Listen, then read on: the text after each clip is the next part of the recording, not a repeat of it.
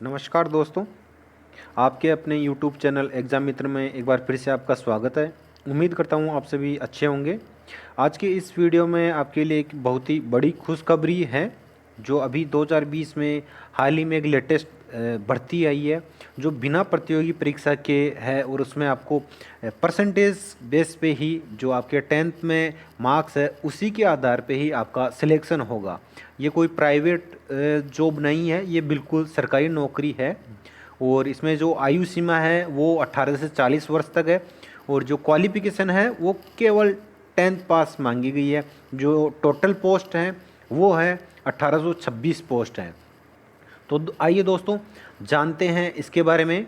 और जानकारी प्राप्त करने से पहले अगर आपने हमारे यूट्यूब चैनल को सब्सक्राइब नहीं किया है तो सब्सक्राइब कर लीजिए और बेल आइकन को ज़रूर दबाइए, जिससे कि आने वाले सभी भविष्य के वीडियो की नोटिफिकेशन आपको प्राप्त हो सके। तो आइए दोस्तों जानते हैं ये जो लेटेस्ट भर्ती है ये कौन से डिपार्टमेंट की है, क्या योग्यता रहेगी और क्या प्रोसेस है इसकी। अभी हाल ही में एक नोटिफिकेशन जारी किया गया है ग्रामीण डाक सेवक साइकिल गुजरात सर्किल के लिए। और ये 21/12/2020 को, जैसा कि आप देख पा रहे हैं अभी ये लेटेस्ट है, 21/12/2020 को ये नोटिफिकेशन जारी किया गया है।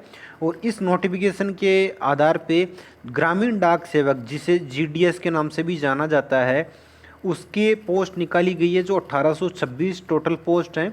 और ये ऑल ओवर इंडिया से कोई भी अभ्यर्थी इसके लिए अप्लाई कर सकता है। इसके अंदर जो पोस्ट है वो मुख्यतः ब्रांच पोस्ट मास्टर, जिसे बीपीएम कहते हैं, और जो सेकंड है वो असिस्टेंट ब्रांच पोस्ट मास्टर।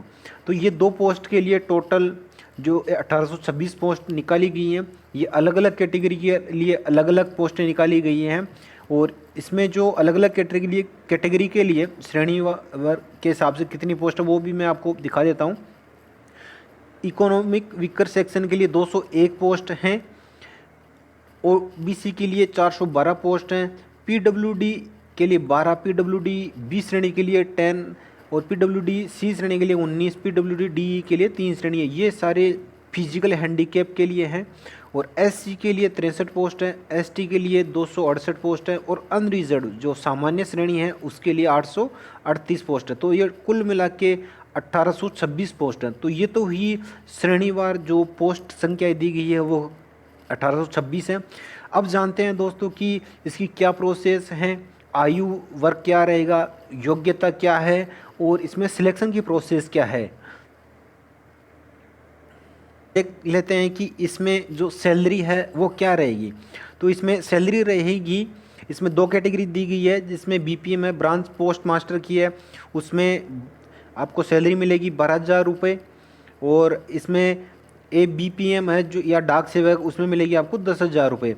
और इसमें लेवल 1 है, लेवल 1 में 12,000 है और इसमें लेवल 2 में 14,500 है। और इसमें भी सेम यही है कि 2,000 रुपये इसमें ज़्यादा दिए जा रहे हैं। तो ये तो रही सैलरी की जो पर मंथ आपको दी जाएगी। और ये जो ग्रेड पे इसमें दिया गया, इसमें जो वर्क रहेगा मिनिमम वो 4 आवर के लिए रहेगा। अगर आप 5 आवर करते हैं तो 5 आवर में आपको 14,500 रुपये इसमें प्रोवाइड किए जाएंगे लेवल 2 में। तो ये इसकी सैलरी की प्रोसेस है कि आपको मंथली कितनी सैलरी दी जाएगी। अब बात करते हैं कि इसमें योग्यता क्या रहेगी। योग्यता के लिए सबसे पहले एज की बात करते हैं कि एज क्राइटेरिया क्या रहेगा। तो इसमें जो एज क्राइटेरिया है वो है 18 से 40 वर्ष तक रहेगा। 18 से 40 वर्ष तक का कोई भी अभ्यर्थी है जो जीडीएस में अप्लाई करना चाहता है, जो 10th पास आउट है, वो इसके लिए अप्लाई कर सकता है। और इसमें भी कैटेगरी के हिसाब से जो एज में है वो रिलैक्सेशन दिया गया है, जैसे कि एससी और एसटी के लिए 5 साल का रिलैक्सेशन दिया गया है और ओबीसी के लिए 3 साल का दिया गया है। तो ये एज क्राइटेरिया हो गया। और जैसे ईडब्ल्यूएस के लिए कोई रिलैक्सेशन नहीं है, पीडब्ल्यूडी के लिए 10 साल का है और पीडब्ल्यूडी प्लस ओबीसी 13 साल का। पीडब्ल्यूडी में अगर जैसे पर्सन विथ डिसेबिलिटी है, तो फिजिकल हैंडीकैप्ड हुआ, दिव्यांग व्यक्ति हैं, उनके लिए अगर वो एससी एसटी से संबंध रखते हैं तो उनको 15 साल का इसमें आयु वर्ग में छूट दी गई है। ये आयु वर्ग के लिए अब बात करते हैं कि एजुकेशनल क्वालिफिकेशन क्या रहेगी। एजुकेशनल क्वालिफिकेशन की बात करें तो दोस्तों इसमें secondary school examination pass certificate of 10th standard with passing mark in mathematics. तो 10वीं में जिन्होंने पास कर रखा है और उनके मैथमेटिक्स सब्जेक्ट ज़रूर होना चाहिए, और लोकल लैंग्वेज जैसे हिंदी है तो हिंदी का नॉलेज होना चाहिए, और इसके अलावा इंग्लिश का भी नॉर्मल नॉलेज होना चाहिए, ऐसा कोई फ्लुएंट या नहीं चाहिए इसमें। तो ये इसमें रिक्वायर्ड किया गया है। और ये जो पोस्ट है वो स्टेट वाइज निकाली गई है। जैसे गुजरात स्टेट है तो गुजरात में निकाली गई है, तो वहाँ पे गुजरात के लिए 1826 पोस्ट है, और इसके लिए ऑल ओवर इंडिया से कोई भी अभ्यर्थी अप्लाई कर सकता है। ज़्यादातर अभ्यर्थियों के मन में ये रहता है कि जैसे गुजरात स्टेट के लिए निकाली गई है तो गुजरात स्टेट के लिए केवल गुजरात वाले ही अप्लाई कर सकते हैं या पूरे ऑल ओवर इंडिया से कर सकते हैं। तो इसमें इंडिया से कोई भी व्यक्ति इसके लिए अप्लाई कर सकता है। और इसमें जो अब बात करते हैं एजुकेशनल क्वालिफिकेशन में compulsory knowledge of local language 10th के साथ में जैसे लोकल लैंग्वेज है तो उसका नॉलेज भी होना ज़रूरी है। तो ये लोकल लैंग्वेज जैसे अधिकतर हिंदी मांगी जाती है, हिंदी या इंग्लिश मांगी जाती है। तो जैसे लोकल लैंग्वेज के बारे में मैं आपको बता देना चाहता हूँ, यहाँ पे एक लिस्ट प्रोवाइड की गई है जिसमें लोकल लैंग्वेज का बताया गया। जैसे आंध्र प्रदेश है तो आंध्र प्रदेश जो टेरिटरी है उसमें तेलुगु लैंग्वेज है, आसाम में आसामीज़ लैंग्वेज है। तो ऐसे जो इंडिया के जितने भी स्टेट है तो उनकी लोकल लैंग्वेज के बारे में बताया गया कि कौन से स्टेट में कौन सी लोकल लैंग्वेज इसमें रिक्वायर्ड की गई है। बिहार के लिए हिंदी है, छत्तीसगढ़ के लिए हिंदी है, और दिल्ली के लिए हिंदी है, गुजरात के लिए है। गुजरात के एरिया में जो जो आते हैं जैसे दादर नागर हवेली दमन एंड दीव, तो गुजरात के लिए गुजराती लैंग्वेज को रिक्वायर्ड किया गया है इसमें। हरियाणा के लिए हिंदी है, हिमाचल प्रदेश के लिए हिंदी है, और जम्मू कश्मीर सर्कल के लिए उर्दू एंड हिंदी है। तो ये लोकल लैंग्वेज की ये पूरी लिस्ट दी गई कि इसमें लोकल लैंग्वेज बिल्कुल ज़रूरी है।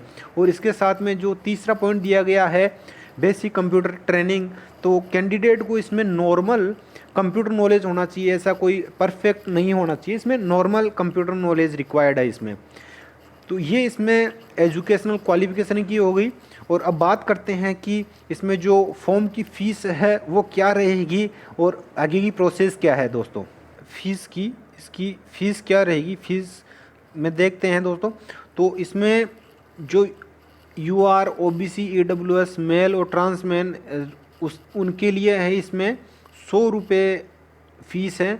और इसके अलावा अगर और अन्य है जैसे ऑल फीमेल्स और ट्रांस वुमेन कैंडिडेट और ऑल SC ST कैंडिडेट और PW फिजिकल हैंडीकैप्ड है, उनके लिए कोई भी फ़ीस नहीं है, उनके लिए फ्री ऑफ कॉस्ट है, तो वो बिना फ़ीस के अप्लाई कर सकते हैं। तो ये इसका फ़ीस का हो गया 100 रुपीज़ लगेंगे। और इसमें एक व्यक्ति है वो 20 फॉर्म भर सकता है, क्योंकि जो ये जितनी भी पोस्ट निकली है वो अलग अलग एरिया के लिए हैं। जैसे गुजरात में अलग अलग क्षेत्रों के लिए ये पोस्ट निकली गई है, तो वहाँ अलग अलग एक व्यक्ति 20 फॉर्म अप्लाई कर सकता है। तो 20 फॉर्म के साथ में वो अप्लाई कर सकता है।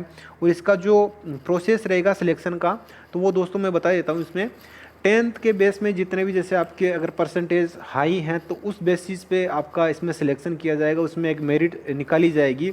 जैसे कि अगर आपके 70, 80 या 60 या 50% हैं तो उनके बेसिस पे ये पूरी की पूरी मेरिट निकाली जाएगी और उसी के आधार पे इसमें सेलेक्ट किया जाएगा।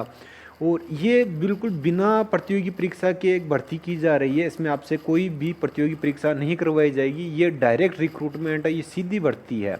तो उम्मीद करता हूँ दोस्तों आपको यह जानकारी पसंद आई होगी। अगर आपको कोई भी किसी भी तरह कोई डाउट है इस भर्ती से रिलेटेड तो आप कमेंट बॉक्स में ज़रूर पूछिए। अगर आप अभी भी आपको किसी भी तरह कोई भी प्रश्न है या कोई क्वेश्चन पूछना चाहते हैं तो कमेंट ज़रूर कीजिए दोस्तों। उम्मीद करता हूँ वीडियो पसंद आया होगा। ज़्यादा से ज़्यादा लाइक कीजिए, शेयर कीजिए और हमारे चैनल को सब्सक्राइब ज़रूर कीजिए। धन्यवाद। जय हिंद, जय भारत।